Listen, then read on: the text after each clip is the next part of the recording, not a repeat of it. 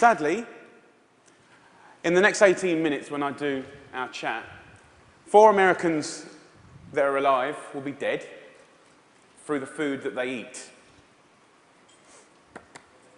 My name's JamieOliver. I'm 34 years old. I'm from Essex in England. And for the last 7 years, I've worked fairly tirelessly to save lives in my own way. I'm not a doctor. I'm a chef. I don't have expensive equipment or medicine. I use information, education. I profoundly believe that the power of food has a primal place in our homes that binds us to the best bits of life. We have an awful, awful reality right now. America, you're at the top of your game. This is one of the most unhealthy countries in the world. Can I please just see a raise of hands for how many of you have children in this room today? Please put your hands up. Aunties, uncles, you can continue to put your hands up. Aunties and uncles as well? Most of you. Okay. We, the adults of the last 4 generations, have blessed our children with the destiny of a shorter lifespan than their own parents. Your child will live a life 10 years younger than you because of the landscape of food that we've built around them. 2/3 of this room today in America are statistically overweight or obese. You lot, you're all right, but we'll get you eventually, don't worry. Right? The statistics of bad health are clear, very clear. We spend our lives being paranoid about death, murder, homicide, you name it. It's on the front page of every paper, CNN. Look at homicide at the bottom, for God's sake. Right?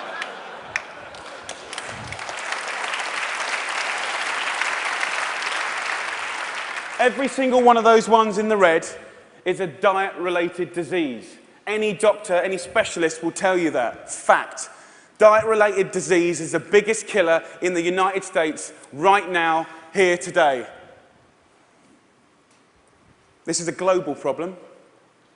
It's a catastrophe. It's sweeping the world. England is right behind you, as usual.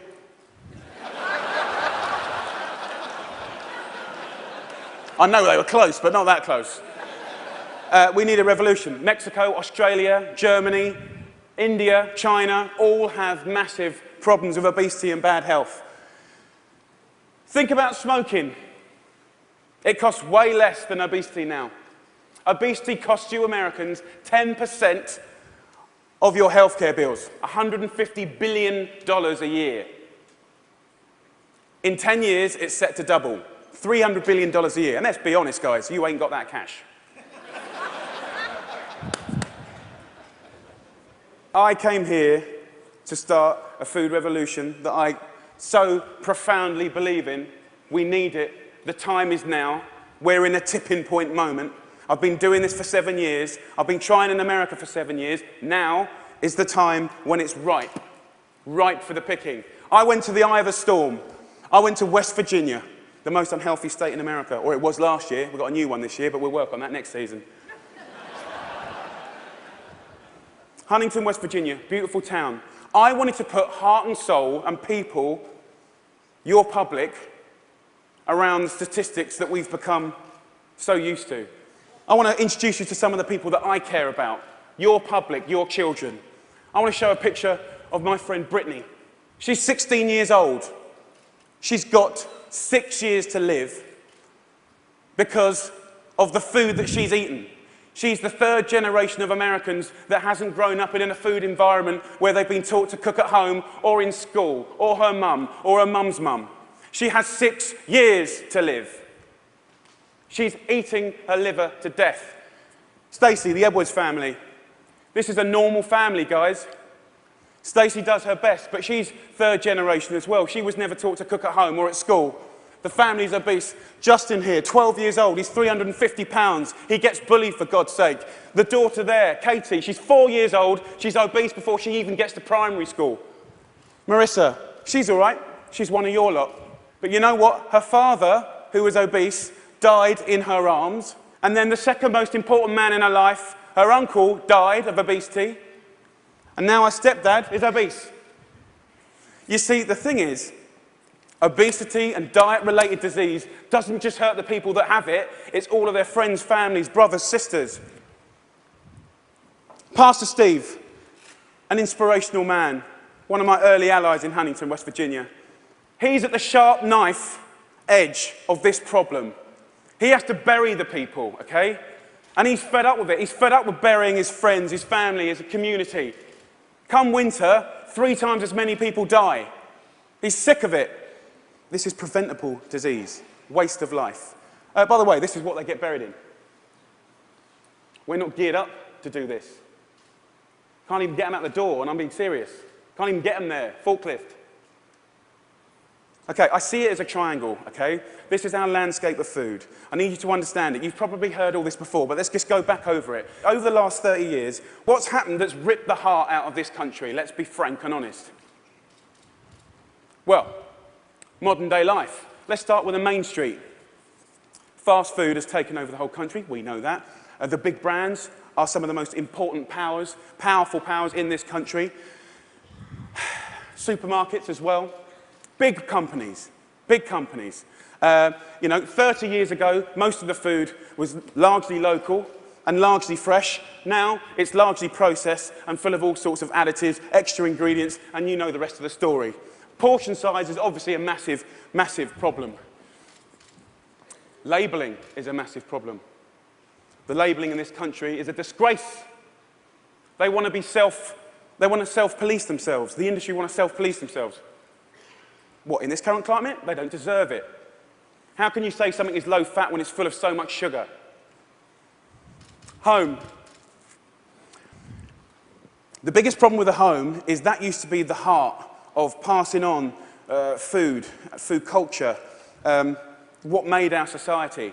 That ain't happening anymore. And you know what, as we go to work and as life changes and as life always evolves, we kind of have to look at it holistically, step back for a moment and readdress the balance. It ain't happening, hasn't happened for 30 years, okay? I want to show you a situation that is very normal right now, the Edwards family. Let's have a talk. This stuff goes through you and your family's body every week. And I need you to know that this is going to kill your children early. How are you feeling? I'm just feeling really sad and depressed right now. That, you know, I want my kids to succeed in life, and this isn't gonna get them there. But I'm killing them. Yes, you are. You are. But we can stop that. Normal. Let's get on schools, something that I'm fairly much a specialist in. Okay, school. So what is school? Who invented it? What's the purpose of school? School was always invented to arm us with the tools to make us creative, be able to do wonderful things, make us earn a living, etc., etc., etc. It's been kind of in this sort of tight box for a long, long time, okay? But we haven't really evolved it to deal with the health catastrophes of America, okay? School food is something that most kids, 31 million a day actually, have twice a day, more than often, breakfast and lunch, 180 days of the year. So you could say that school food is quite important, really, judging the circumstances.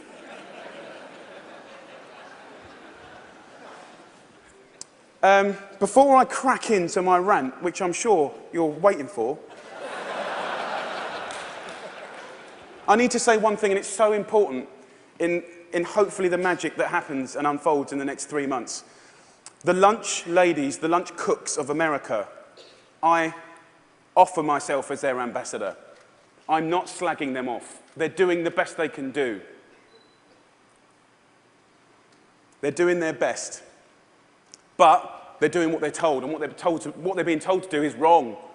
The system is highly run by accountants. There's not enough or any food knowledgeable people in the business. There's a problem. If you're not a food expert and you've got tight budgets and it's getting tighter, then you can't be creative. You can't duck and dive and write different things around things. If you're an accountant and a box ticker, the only thing you can do in these circumstances is buy cheaper shit.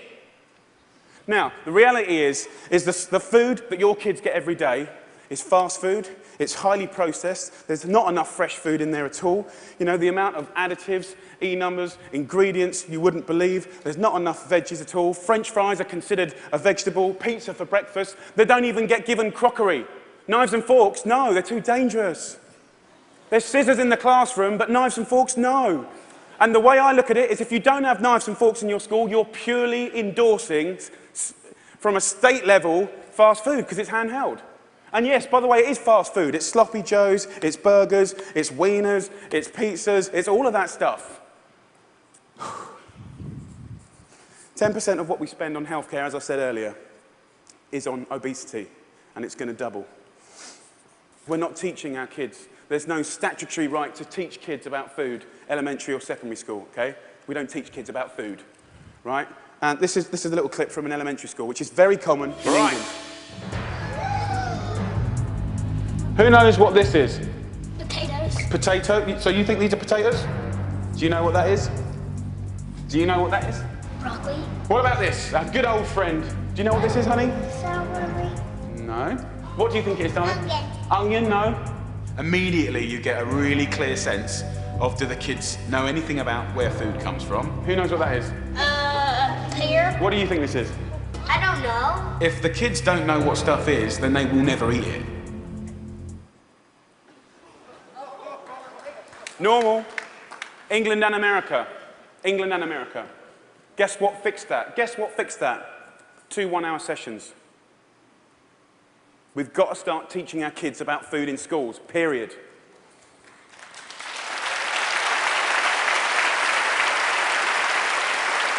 I want to tell you about something that kind of epitomizes the trouble that we're in, guys, okay? I want to talk about something so basic as milk. Every kid has the right to milk at school. Your kids will be having milk at school, breakfast and lunch, right? They'll be having 2 bottles, okay? And most kids do. But milk ain't good enough anymore because someone at the milk board, right, and don't get me wrong, I support milk, but someone at the milk board probably paid a lot of money for some geezer to work out that if you put loads of flavourings and colourings and sugar in milk, right, more kids will drink it. Yeah. And obviously, you know, now that's going to catch on. The apple board is going to work out that if they make toffee apples, they'll eat more apples as well. Do you know what I mean? For me, there ain't no need to flavour the milk, okay? There's sugar in everything. I know the ins and outs of those ingredients. It's in everything. Even the milk hasn't escaped the kind of modern day problems. There's our milk, there's our carton. In that is nearly as much sugar as one of your favourite cans of fizzy pop, and they're having 2 a day. So, let me just show you. We've got one kid here having, you know, 8 tablespoons of sugar a day, you know. There's your week. There's your month. And I've took the liberty of putting in just the 5 years of elementary school sugar, just from milk. Now, I don't know about you guys, but judging the circumstances, right, any judge in the whole world would look at the statistics and the evidence, and they would find any government of old guilty of child abuse. That's my belief.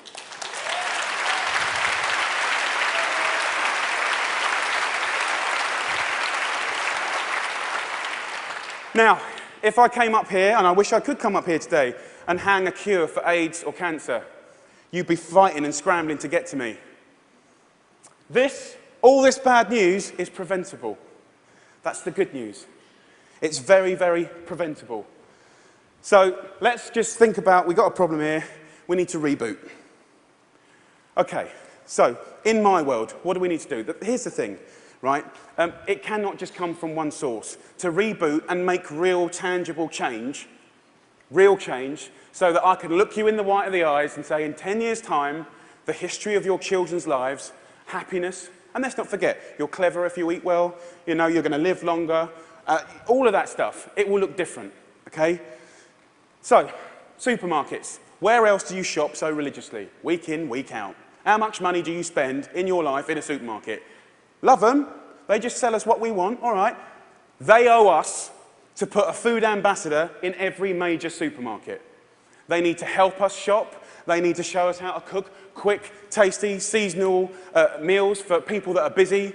This is not expensive. It is done in some, and it needs to be done across the board in America soon and quick.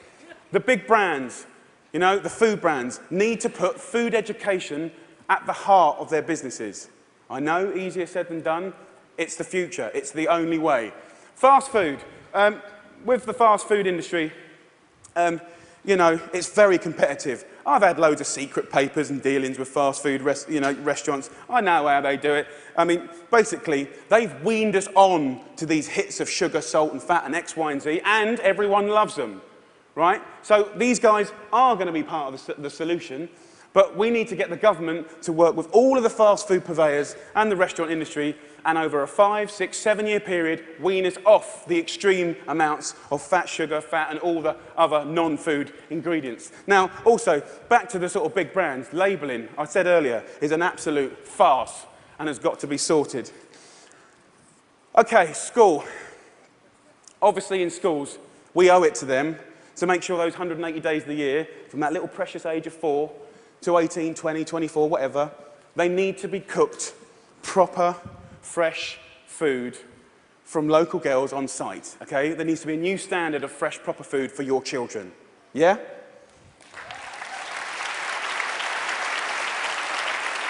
Under the circumstances, it's profoundly important that every single American child leaves school knowing how to cook 10 recipes that will save their life.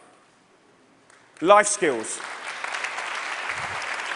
That means that they can be students, young parents, and be able to sort of duck and dive around the basics of cooking no matter what recession hits them next time. If you can cook, recession money doesn't matter. If you can cook, time doesn't matter. The workplace, we haven't really talked about it. You know, it's now time for corporate responsibility to really look at what they feed or make available to their staff. The staff are the mums and dads of America's children. Marissa, her father died in her hand. I think she'd be quite happy if corporate America could start feeding their staff properly. Definitely, they shouldn't be left out. Let's go back to the home. Now, look, if we do all this stuff, and we can, it's so achievable. You can care and be commercial, absolutely. But the home needs to start passing on cooking again, for sure. For sure. Pass it on is a philosophy. And for me, it's quite romantic, but it's about if one person teaches 3 people how to cook something, you know, and they teach 3 of their mates, that only has to repeat itself 25 times, and that's the whole population of America. Romantic, yes, but most importantly, it's about trying to get people to realise that every one of your individual efforts makes a difference. We've got to put back what's been lost. Huntington Kitchen. Huntington, where I made this programme, you know, we've got this primetime programme that hopefully will inspire people to really get on this change. I truly believe that change will happen. Huntington Kitchen, I work with a community. I worked in the schools. I found local sustainable funding to get every single school in the area from the junk onto the fresh food. $6.5 grand per school.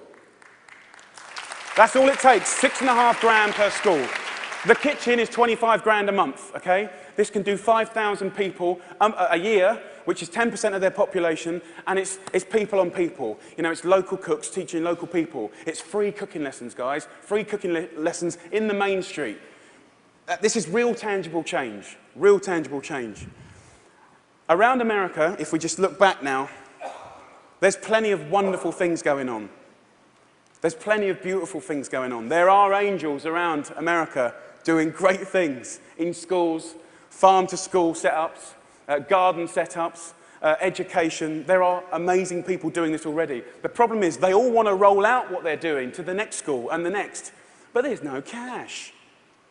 We need to recognize the experts and the angels quickly, identify them, and allow them to easily find the resource to keep rolling out what they're already doing and doing well.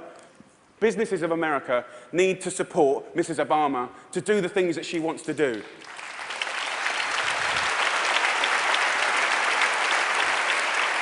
And look, I know it's weird having an English person standing here before you talking about all this. All I can say is I care. I'm a father, and I love this country. And I believe truly, actually, that if change can be made in this country, beautiful things will happen around the world. If America does it, I believe other people will follow. It's incredibly important.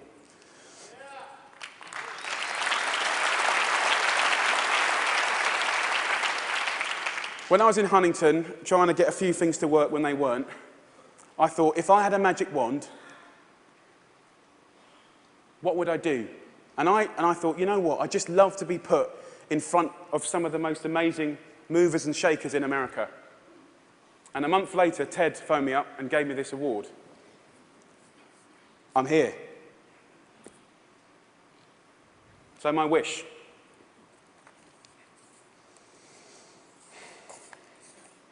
Dyslexic, so I'm a bit slow.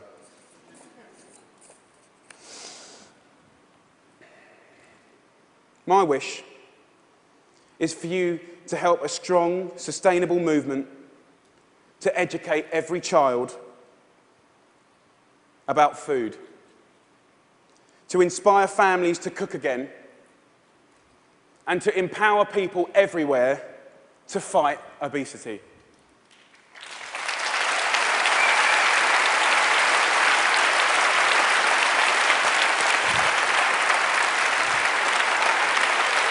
Thank you.